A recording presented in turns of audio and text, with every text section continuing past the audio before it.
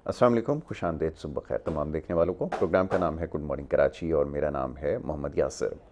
नाज़रीन, programme good morning Karachi में मुख्तलिफ मामलात और मसाइल पर गुफ्तगू की जाती है और चूँकि माह मुबारक का सिलसिला जारी है, इस वजह से अमूमन आप प्रोग्राम्स देख रहे हैं माह मुबारक के हवाले से हो रहे हैं और सियासी नौइयत के प्रोग्राम्स भी सिलसिला उनका जारी है।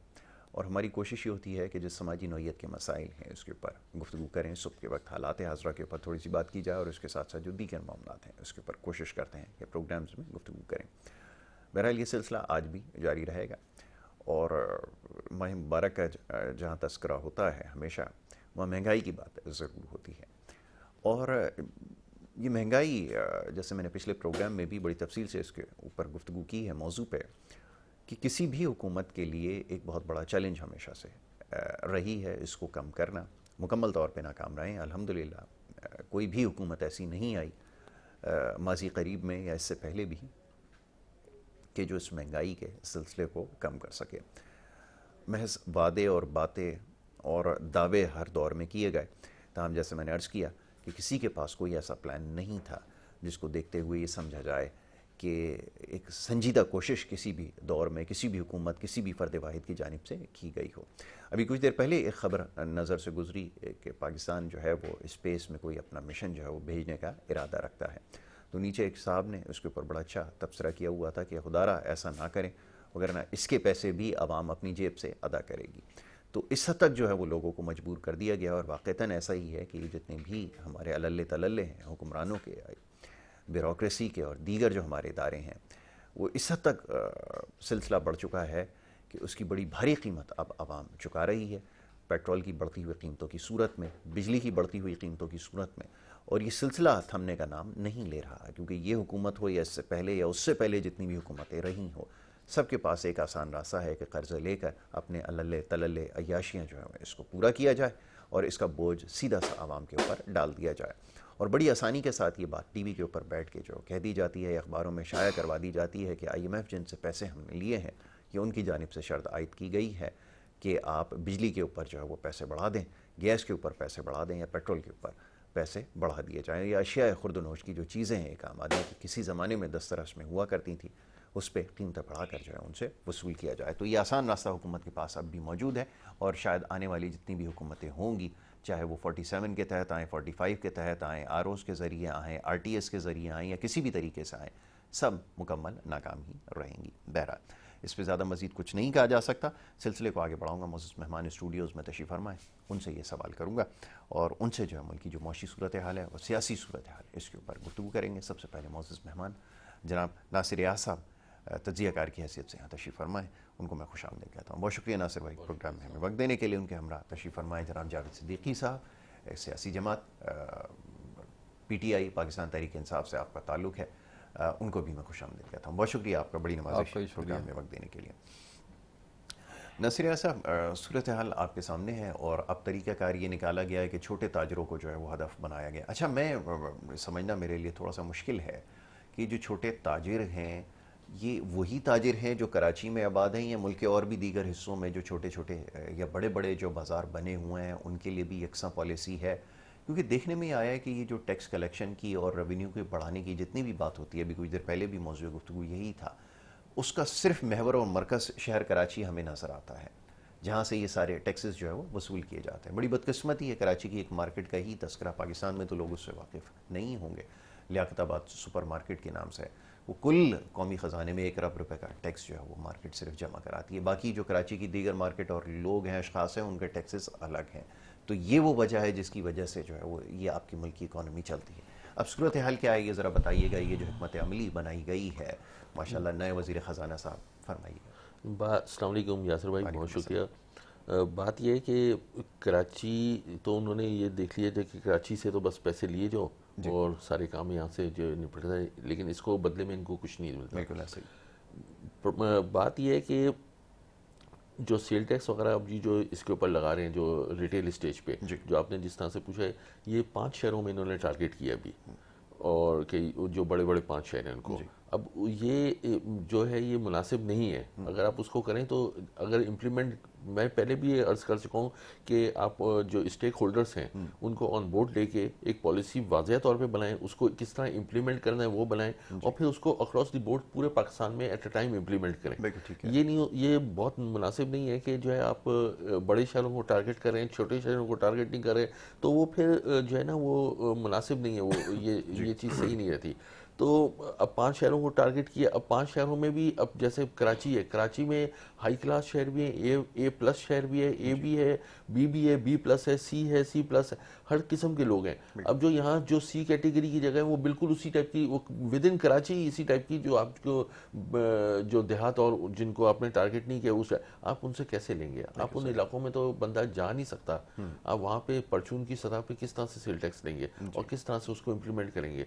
तो उसकी कोई पॉलिसी नहीं बनाई। इसी तरह से दुकानदारों से किस तरह लेना है, क्या उसका इम्प्लीमेंटेशन का क्या तरीक़ेकार है, उसको सही तरह वजह नहीं किया, एक सर्कुलर लगा दिया और उसके कि भाई इस तरह होगा।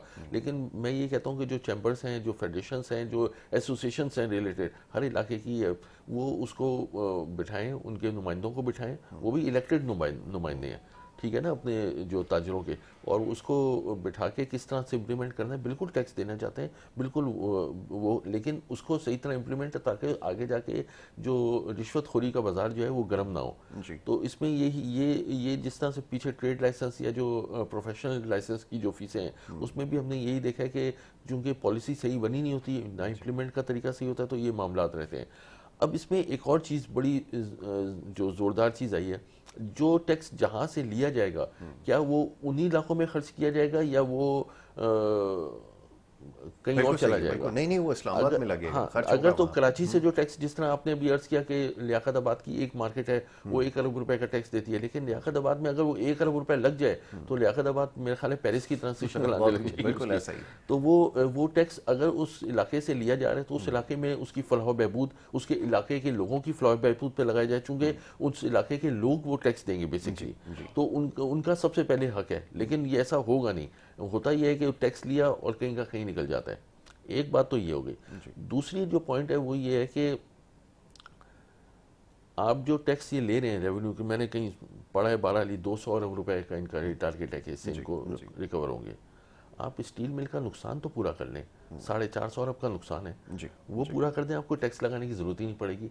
आप पीआईए का नुकसान पूरा कर दें, आपको टैक्स लगाने। इसी तरह से और जो नुकसान वाले इदारे हैं, जो हमने जो रफ आइडिया कोई 2,500-3 हज़ार अरब रुपए जो नुकसान कर रहे हैं इदारे, आप उनके नुकसान पूरे कर दिए, बल्कि आप लोगों को फैसिलिटीज़ कर दें।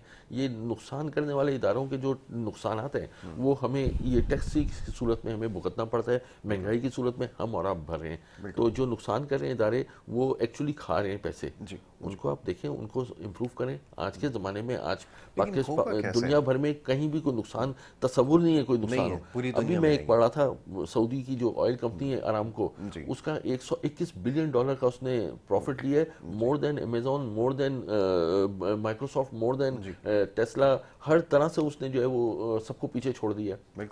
तो नुकसान तो, और वो भी एक चीज़ और इसमें इजाफा करूं, ये समझ लें ज़रा लोग कि वो ऐसे वक्त में जहाँ पे पूरी दुनिया में पेट्रोल के ऊपर रिलायंस कम होता जा रहा है, यानी कि उसके ऊपर इन्हिसार लोग कम कर रहे हैं टेक्नोलॉजी शिफ्ट की वजह से, उसके बावजूद अब ये कैसे मुमकिन है? जो बड़े बड़े आप इदारे देखते हैं, इंस्टीट्यूशंस देखते हैं, इसमें जो लोग हैं, जो पढ़े लिखे लोग हैं, जो पॉलिसी मेकर हैं, जब सिंसियरली पॉलिसी बनाते हैं तो फिर नतीजा ये निकलता है। ये तो आपने एक कंपनी का बताया, मैं और बहुत सारे आपको बता सकता हूँ। जी बिल्कुल। तो ये इसके पीछे इस तरह दिमाग जो है तो ये नुकसान जो है इसको ख़त्म कर दें, तो आपको टैक्स लगाने बल्कि रिलीफ दें आवाम को, हम लोग भी खुश हों थोड़ा सा। गज़ब खुदा का। आप देखें कि रमज़ानुल मुबारक का महीना है, मैं जब माइक लेके सड़कों पे जाता हूँ, लोगों से सवाल करता हूँ, फलों की सब्जियों की रेडी के ऊपर लोग ही मौजूद नहीं है कि खरीदने की उन्होंने कुव्वत खरीद ही खत्म कर दी। एक दिन कबल उन्होंने पेट्रोल के ऊपर 10 रुपए फिर बढ़ा दिए।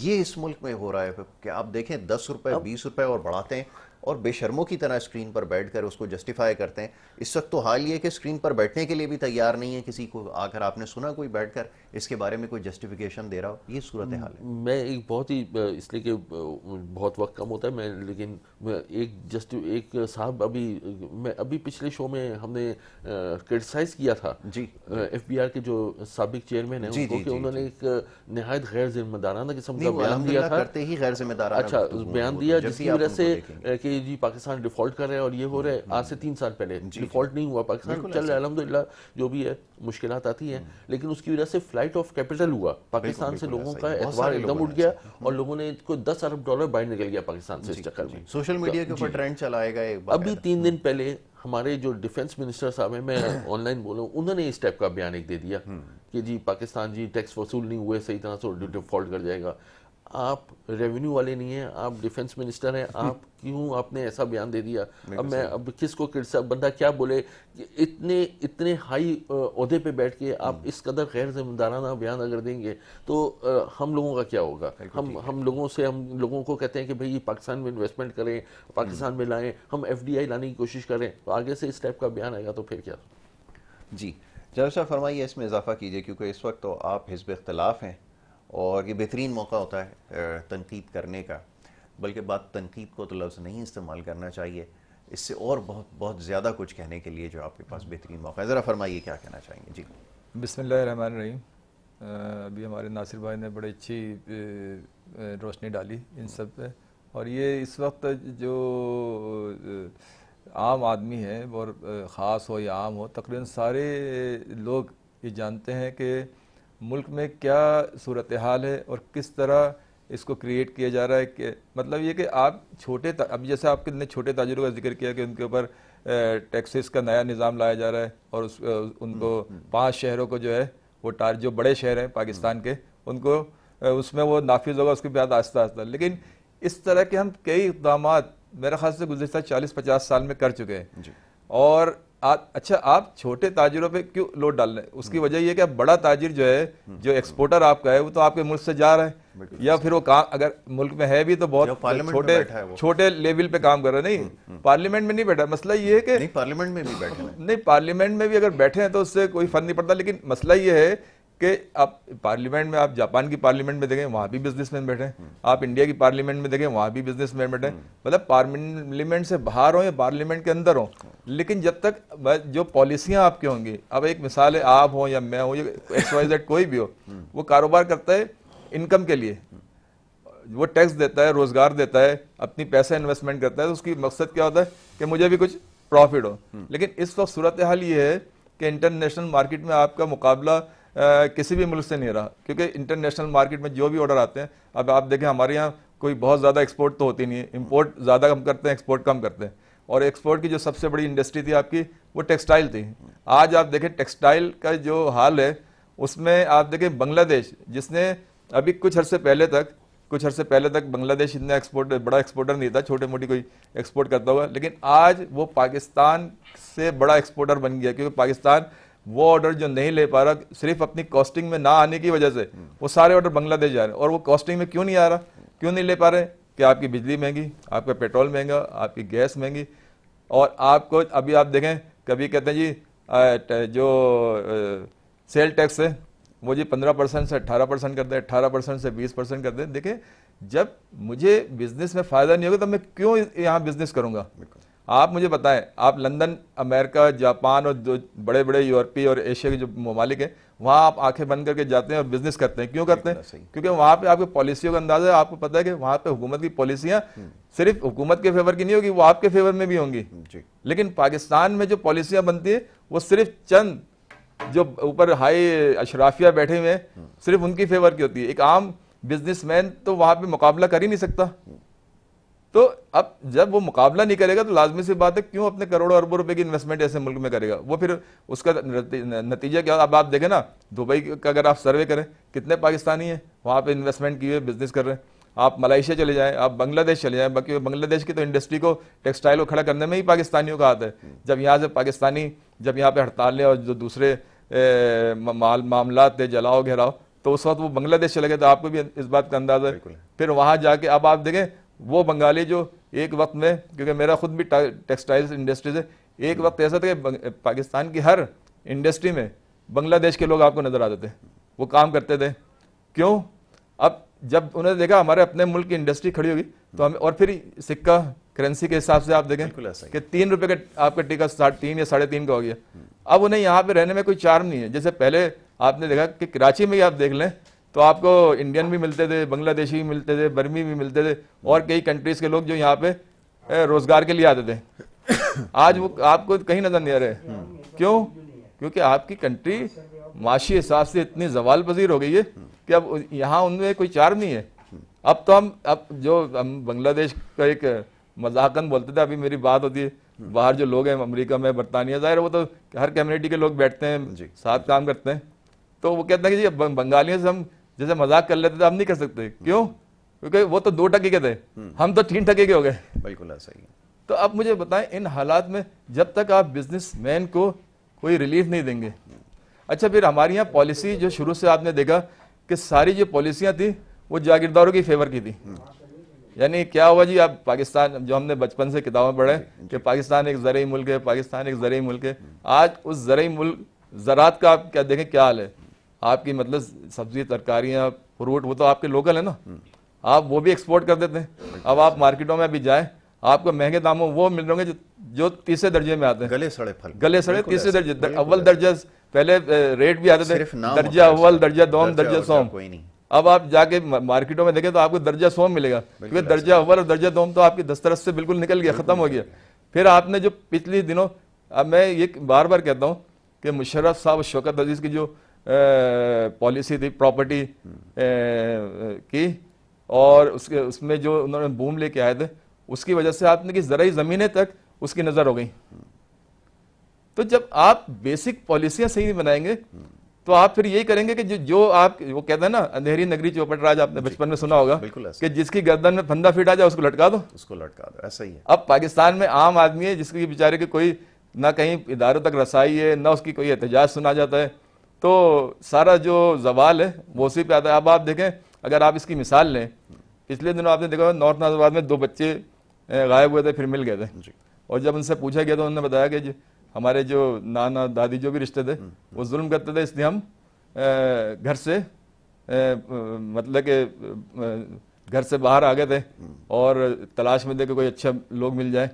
तो खैर वो तो हो गया। अब इसी को आप पाकिस्तान पे, कि पाकिस्तान की आज की यूथ जो है वो यहाँ से परेशान और बेजार होके बाहर जा रही है, और ये वो यूथ है जो आप देखें दुनिया के ममालिक में जो हमारे लोग हैं वो वहाँ की मईशत में भी किरदार अदा कर रहे हैं, वहाँ के सियासी सरगर्मियों में भी किरदार अदा कर रहे हैं, हर उसमें नहीं। लेकिन ये सॉरी मैं माजरा चाहूँगा, इसको थोड़ा सा तसीह कर लेते हैं कि बाहर तो सब जा रहे हैं, और अब से नहीं जा रहे, ज़माने से जा रहे हैं। हम भी बाहर इसीलिए गए थे क्योंकि हमें उस वक्त लगता था कि पाकिस्तान में कुछ नहीं है, और ये सिलसिला कभी भी रुका नहीं है। इजाफा इसलिए ज़्यादा हुआ कि अब तो आबादी पहले से ज़्यादा हो गई, एक चीज़ ही हो गई।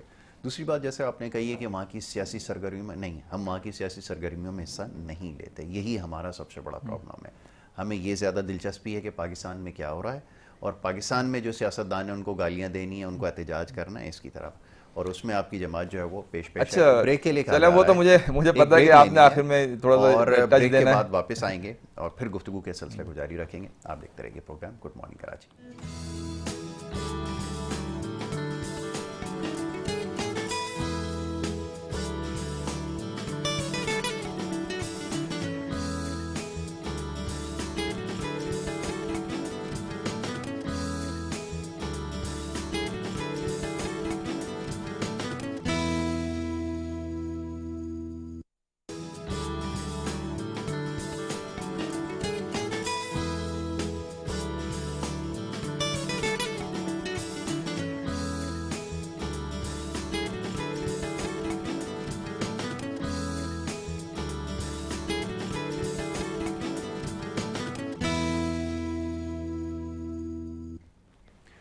वेलकम बैक जी, एक दफ़ा फिर आपको खुश आमदीद कहेंगे। ब्रेक पे जाने से पहले गुफ्तगू जारी थी, बात हो रही थी मुल्क की इस वक्त मौशी सूरत हाल के हवाले से, और मैं चाहूँगा सिलसिले को आगे बढ़ाया जाए, वक्त क्योंकि हमारे पास कम है। नासिर भाई, अभी कुछ देर पहले जैसे तस्करा हुआ कि ये सूरत हाल से कोई दो राय नहीं है कि पाकिस्तान में जो मौशी पॉलिसियाँ थीं, और अल्हम्दुलिल्लाह जो बाकी इदारों ने जो काम किया, FBR ने, दीगर अदारों ने, तो वो ऐसा है कि बिज़नेस यहाँ पर होना या किसी के लिए करना जो है वो बिल्कुल भी मुमकिन नहीं है। और सारी आप समझ लें कि ऐसी पॉलिसीज़ बनाई गई जो बज़ाहिर ऐसा लगता है, कभी कभार ये गुमान हमें गुजरता है कि शायद कोई बाहर से बैठ के, किसी दुश्मन मुल्क से बैठ कर ये पॉलिसीज़ बना रहा है ताकि यहाँ पर जो है वो इकोनॉमी ना चल सके। ये ख्याल है, ज़रा फरमाइए। बहुत अच्छी बात की जावेद भाई ने, वैसे तो बहुत अच्छी सारी, एक बात इनकी बड़ी क्लिक की कि जब जो इन्वेस्टमेंट जो भी करता है वो चाहता है कि वो वहाँ सुकून से रहे। बिल्कुल सही। जिस जगह भी इन्वेस्टमेंट करे, चाहे वो दुबई में इन्वेस्टमेंट करे, सऊदीया में इन्वेस्टमेंट करे, या पोलैंड में या पाकिस्तान में, जी। तो उस मकसद ये होता है इन्वेस्टर का कि वो अपने करोड़ों रुपए लगा रहा है तो उसके बाद उसको क्वालिटी ऑफ लाइफ मिले। जी। अनफॉर्चुनेटली पाकिस्तान में क्वालिटी ऑफ लाइफ का तस्वुर नहीं है। नहीं, बिल्कुल नहीं। पाकिस्तान में इन्वेस्टमेंट लगाने के बाद भी जो है ना हर किस्म की थ्रेट्स रहती हैं, लॉ एंड ऑर्डर का मसला रहता है, और फिर गवर्नमेंट के जो टैक्स कलेक्टिंग ऑफ जो एजेंसीज हैं वहाँ से थ्रेट्स रहती हैं। तो ये एक बहुत बड़ा अलमिया हो गया पाकिस्तान के साथ कि लोग जो है वो यहाँ पर इन्वेस्टमेंट क्यों लगाएं। ये वजह ये हुई, इसकी वजह से जो है पिछले कोई कई सालों में, 3-4 सालों में स्पेशली बिलखुसूस, कोई अभी एक फिगर आया था, दुबई चैम्बर ऑफ कॉमर्स में 8,000 पाकिस्तानी कंपनियां रजिस्टर्ड हुई हैं, जहाँ के कराची चैम्बर की जो मेंबरशिप है वो 24,000 है। तो आप देखें 1/3 तो दुबई चली गई है, और उसने 10 अरब डॉलर की अगर इन्वेस्टमेंट कर दी है वहाँ पर दुबई में, ऑफिशियली अनऑफिशियली पता नहीं कितनी, ठीक है। तो इसका मतलब है कि लोग क्वालिटी ऑफ लाइफ को चाह रहे हैं।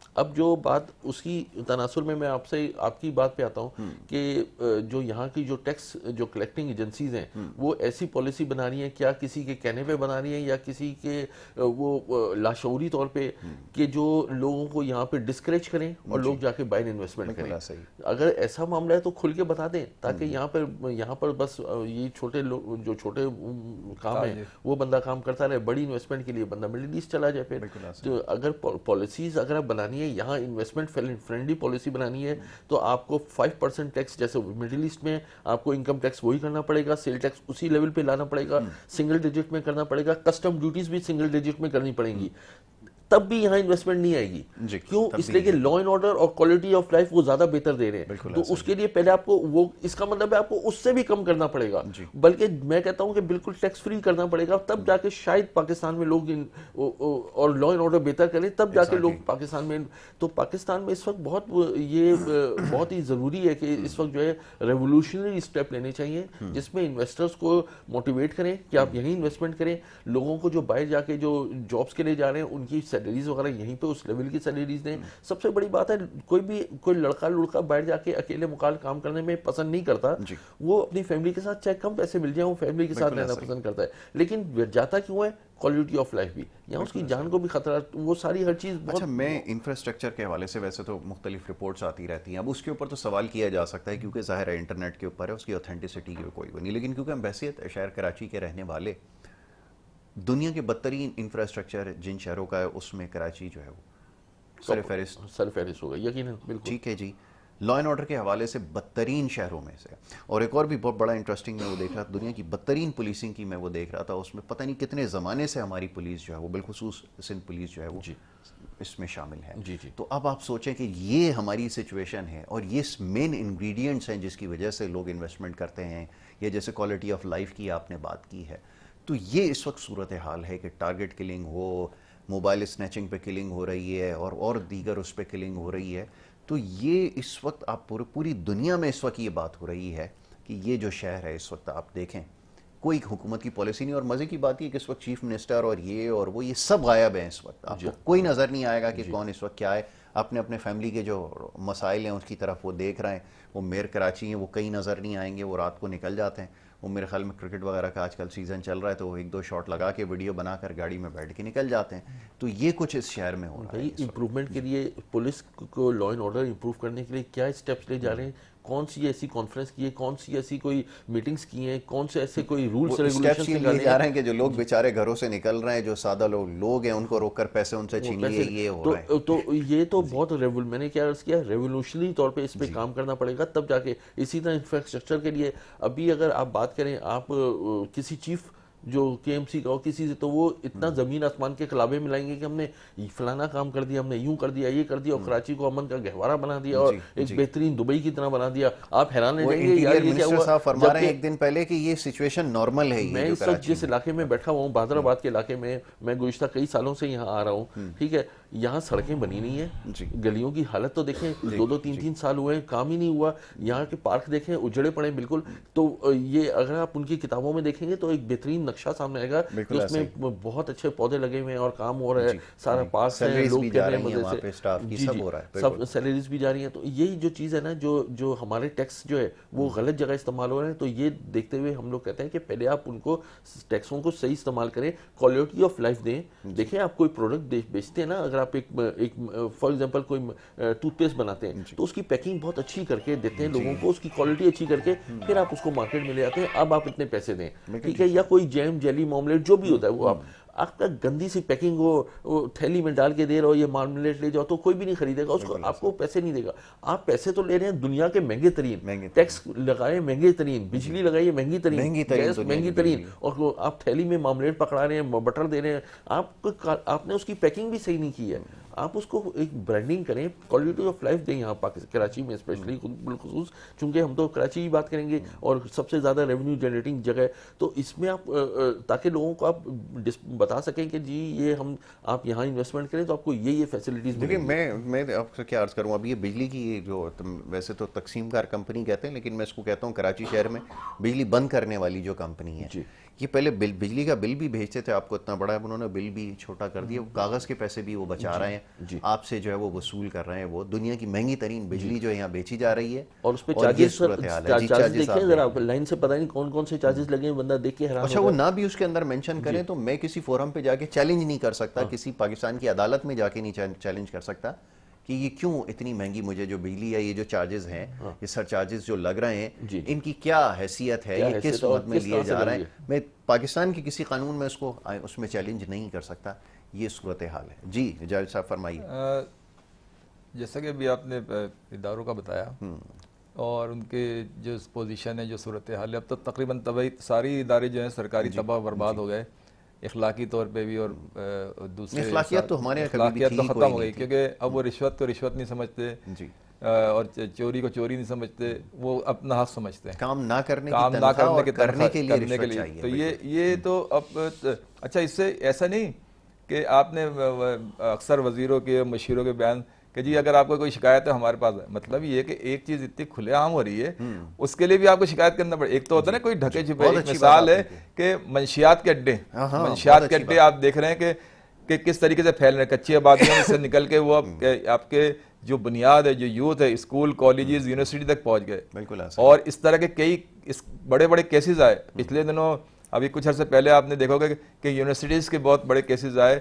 आपने भावलपुर यूनिवर्सिटी का जो केस सुना, उसके बाद क्या हुआ, उसके बाद कुछ उस पर तबसरे हुए और उसके बाद मुजरिमों का क्या हुआ, जबकि वो बहुत बड़ा स्कैंडल था जी, और वो आपकी असास है, बुनियाद है।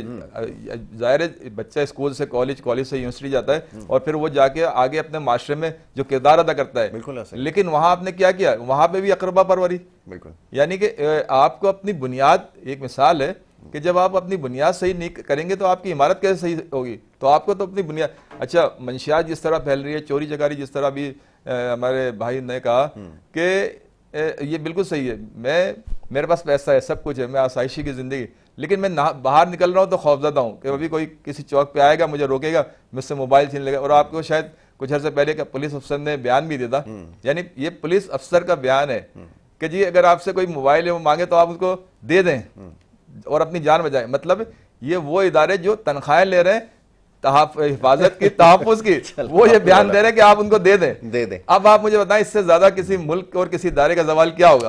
अच्छा, फिर दूसरी बात एक मैं कर रहा था, लोग बड़ा कल मैं एक वीडियो देख रहा था, डाकू हत्थे चढ़ गया। वो चोर जो डाकू है वो लोग उसको मार पीट रहे थे, इतनी देर में पुलिस मोबाइल आ गई कि जाहिर बात है किसी ने बोला होगा तो आगे, तो जो डाकू था वो अपनी जान बचाने के लिए मोबाइल में भाग रहा था कि किसी डाकू के चेहरे पे भी इत्मीनान हो गया कि अब मुझे बचाने वाले आ गए। अच्छा, अब आप ये देखें, अच्छा एक तो ये आप जैसे के तहफ़्फ़ुज़ नहीं, इसलिए लोग जा रहे हैं। ज़ाहिर है मैं करोड़पति हूँ, अरबपति हूँ, लेकिन मैं कहीं निकल रहा हूँ, खौफज़दा हूँ, कहीं भी मुझे या मेरी फैमिली को थ्रेट, तो वो इस मुल्क में कैसे। अच्छा, फिर इदारे किस तरह तबाह हुए वो भी सबको पता है कि स्टील मिल में एक कैपेसिटी थी कि 15,000 मुलाजमीन या 16,000 मुलाजमीन की गुंजाइश है, और वहाँ कितने मुलाजमीन थे, 22,000 मुलाजमीन थे। अफसर शाही की अलग थे। तो जब आप इदारों में जो अफसर शाही है और जो मुलाजमीन है उनकी जब इतनी मराद कर देंगे कि इदारे की इनकम इतनी नहीं होगी। इसी तरह आप PIA का हाल देख लें, इसी तरह जो दीगर इदारे हैं उनका भी ये कि आपने सियासी बुनियादों पे उनको भर्ती कर दिया क्योंकि आपके अंदर सलाहियत नहीं थी कि आप स्टील मिल दूसरा लगा लेते हैं, आप कोई प्राइवेट, अब आप रेलवे का देख लें, रेलवे का मेरे ख्याल से जब से हमने होश संभाला जब से उसको खसारे में देख रहे हैं, लेकिन उसकी कोई पॉलिसी नहीं बन रही। तो अब ऐसी लीडरशिप, अच्छा फिर मजे की बात ये कि वही लोग जो अरसे दराज से आपका मुल्क को तबाह बर्बाद कर रहे हैं, वही हर इलेक्शन में मुंतखब होकर असेंबली में आते हैं, दावे करते हैं। अभी भी आप देखें, अभी जो इलेक्शन हुए 2024 फरवरी 2024 में, आप देखें उनके भी बयानात और उन्हीं पार्टियों के पुराने बयानात उठा के देख लें, तो अरसे दराज से वो बयानात। अच्छा, अब इस दफा मजा ये है कि जो मौजूदा गवर्नमेंट है, ये पिछली गवर्नमेंट को ब्लेम इसलिए नहीं सकती कि पिछली गवर्नमेंट भी नहीं की थी, निगरान गवर्नमेंट भी इनकी मुशावरत से बनी थी।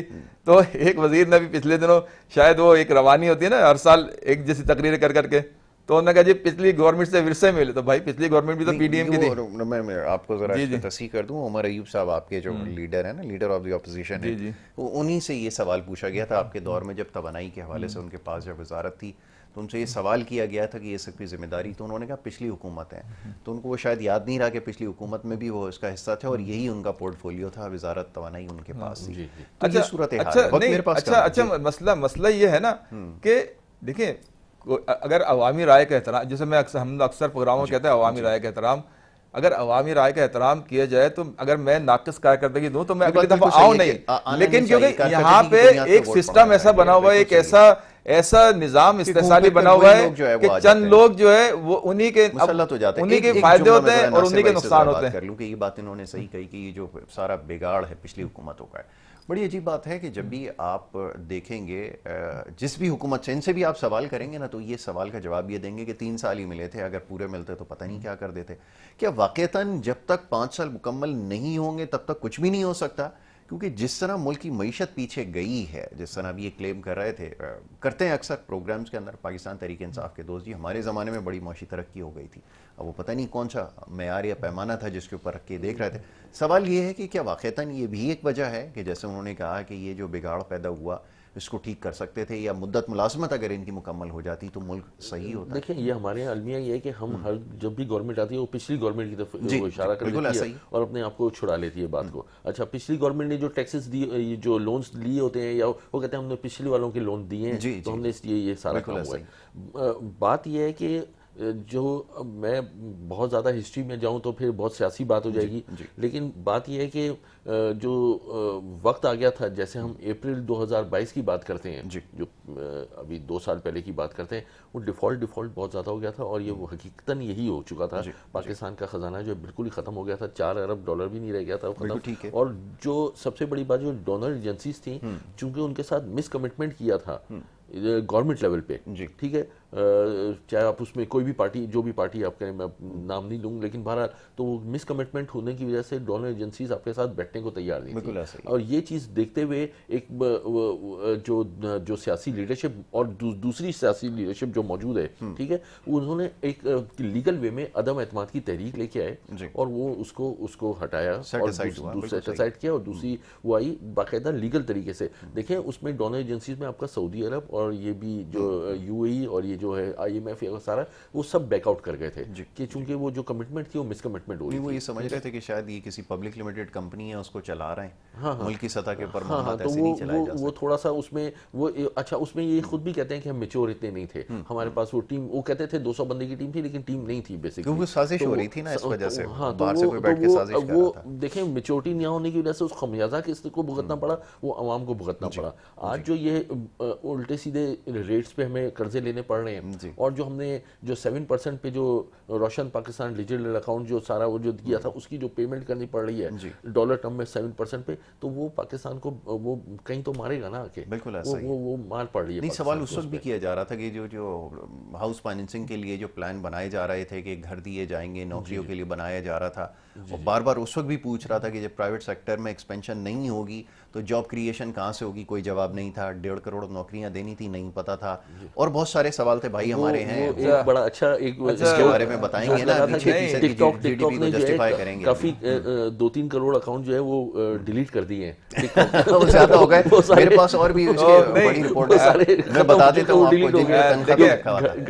नहीं, जैसे कि आप ये देखिए, अब 3.5 साल की जो हमारी गवर्नमेंट थी, उसको अक्सर तो अब जो पीडीएम की गवर्नमेंट थी वो तो 40 साल की थी ना। मसला ये है कि 40 साल के बाद जो नहीं 40 साल नहीं थी, 9 साल गवर्नमेंट रही है जो, अगर आप नहीं 9 साल मुशर्रफ साहब के बीच में रही है, उनके 87 से चल रही थी और बीच में 9 साल का जो टाइम पीरियड था वो मुशर्रफ साहब का था। और उसके बाद आपने देखा कि मुशर्रफ मियां साहब अगर वो बात करें ना तो 9 साल उनको गवर्नमेंट से 2 साल मिली और पीडीएम तो अभी बनी है। एक चीज का और भी है, मैं तस्करा और इजाफा कर लेना, जरा तारीख की जब भी बात करें ना तो हवालों के साथ करें और बिल्कुल सही उसके ऊपर बात करूंगा। 88 के बाद, बल्कि 88 से पहले 80 की दिहाई में जो कुछ हुआ और खास तौर पे ज़ियाउल हक साहब की जो रिजीम थी ना उसके अंदर जो कुछ हुआ उसके बड़े सीरियस कॉन्सिक्वेंसेज हुए, सामने आए। वो डेमोक्रेटिक सिस्टम आपका चल तो रहा था, लेकिन अगेन जैसे लॉ एंड ऑर्डर की सिचुएशन थी ना, वो सिलसिला वहां से शुरू हो चुका था जी। और वो सिचुएशन हाथ से निकल चुकी थी। अच्छा, बिल्कुल 90 से लेकर 2000 तक की जो सिचुएशन बिलखुसूस शहर कराची के अंदर, सिंध में और पाकिस्तान के अंदर रही है ना, कराची में ज्यादा क्योंकि आपका इकोनॉमिक एपिसेंटर था ना, हब था, तो जो सिचुएशन यहाँ रही है ना, ये उसी के कॉन्सिक्वेंसेस थे जो हम भुगतते आ रहे हैं और आज तक भुगत रहे हैं।